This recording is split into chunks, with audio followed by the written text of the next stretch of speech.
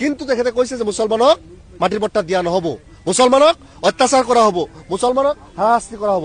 কেনে গণতন্ত্ৰ? নিষেধৰ বিভীষিকা। আমি সৰ্বভাৰতীয় সংযুক্ত গণতান্ত্ৰিক মৰ্চাই আমি আজি প্ৰথম দিনৰ শীতকালীন অধিৱেশনৰ প্ৰথমটো অধিৱেশনত আমি আজি সদনত সোমোৱাৰ পূৰ্বেই আমি আজি এআইইউডিএফ বিধায়িনী দলে ইয়াতে প্ৰতিবাদৰ কাৰ্যসূচী ল'বলগীয়া হৈছে। আজি শত সহস্ৰ নাগৰিক আজি ঠাণ্ডাত ওপৰত তম্বু এখন নোহোৱাকে বিভিন্ন ঠাইত উন্মুক্ত অৱস্থাত আছে।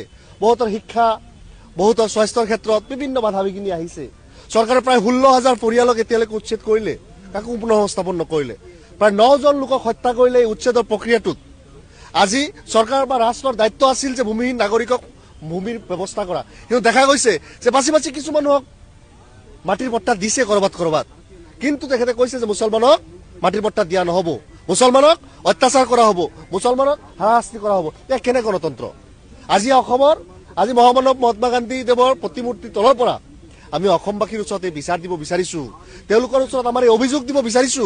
এই মুখ্যমন্ত্ৰীয়ে অসমত এই পৰিৱেশটোৰ সৃষ্টি কৰিলে, মানুহৰ মাজত হিন্দু মুছলমানৰ বিভাজন কৰিলে, তেখেতে কাৰোবাক মিয়া বুলি কৈ তেওঁলোকক এলিনেশ্যন কৰিলে, তেওঁলোকক পৃথকীকৰণ কৰি ধ্ৰুৱীকৰণ কৰি তেওঁলোকক সকলো অধিকাৰৰ পৰা বঞ্চিত কৰিব বিচাৰিছে, যিটো সংবিধান আৰু গণতন্ত্ৰৰ পৰিপন্থী।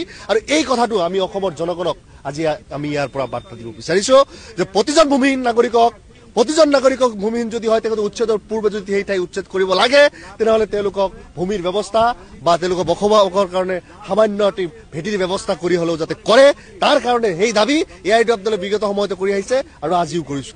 কিন্তু তেখেতে কৈছে যে মুছলমানক মাটিৰ পট্টা দিয়া নহব, মুছলমানক অত্যাচাৰ কৰা হ'ব, মুছলমানক হাৰাশাস্তি কৰা হ'ব। কেনে গণতন্ত্ৰ? নিষেধৰ বিভীষিকা। আমি সৰ্বভাৰতীয় সংযুক্ত গণতান্ত্ৰিক মৰ্চাই আমি আজি প্ৰথম দিনৰ শীতকালীন অধিৱেশনৰ প্ৰথমটো অধিৱেশনত আমি আজি সদনত সোমোৱাৰ পূৰ্বেই আমি আজি এআইইউডিএফ বিধায়িনী দলে ইয়াতে প্ৰতিবাদৰ কাৰ্যসূচী ল'বলগীয়া হৈছে। আজি শত সহস্ৰ নাগৰিক আজি ঠাণ্ডাত ওপৰত তম্বু এখন নোহোৱাকে বিভিন্ন ঠাইত উন্মুক্ত অৱস্থাত আছে। বহুতৰ শিক্ষা, বহুতৰ স্বাস্থ্যৰ ক্ষেত্ৰত বিভিন্ন বাধা বিঘিনি আহিছে।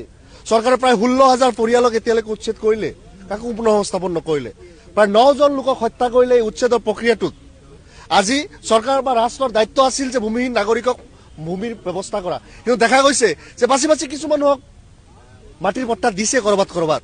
কিন্তু তেখেতে কৈছে যে মুছলমানক মাটিৰ পট্টা দিয়া নহব, মুছলমানক অত্যাচাৰ কৰা হ'ব, মুছলমানক হাৰাশাস্তি কৰা হ'ব। কেনে গণতন্ত্ৰ? আজি মহামানৱ মহাত্মা গান্ধী দেৱৰ প্ৰতিমূৰ্তিৰ তলৰ পৰা আমি অসমবাসীৰ ওচৰত বিচাৰ দিব বিচাৰিছো, তেওঁলোকৰ ওচৰত আমাৰ এই অভিযোগ দিব বিচাৰিছো। এই মুখ্যমন্ত্ৰীয়ে অসমত এই পৰিৱেশটোৰ সৃষ্টি কৰিলে, মানুহৰ মাজত হিন্দু মুছলমানৰ বিভাজন কৰিলে, তেখেতে কাৰোবাক মিয়া বুলি কৈ তেওঁলোকক এলিনেশ্যন কৰিলে, তেওঁলোকক পৃথকীকৰণ কৰি ধ্ৰুৱীকৰণ কৰি তেওঁলোকক সকলো অধিকাৰৰ পৰা বঞ্চিত কৰিব বিচাৰিছে, যিটো সংবিধান আৰু গণতন্ত্ৰৰ পৰিপন্থী। আৰু এই কথাটো আমি অসমৰ জনগণক আজি আমি ইয়াৰ পৰা বাৰ্তা দিব বিচাৰিছো যে প্ৰতিজন নাগৰিকক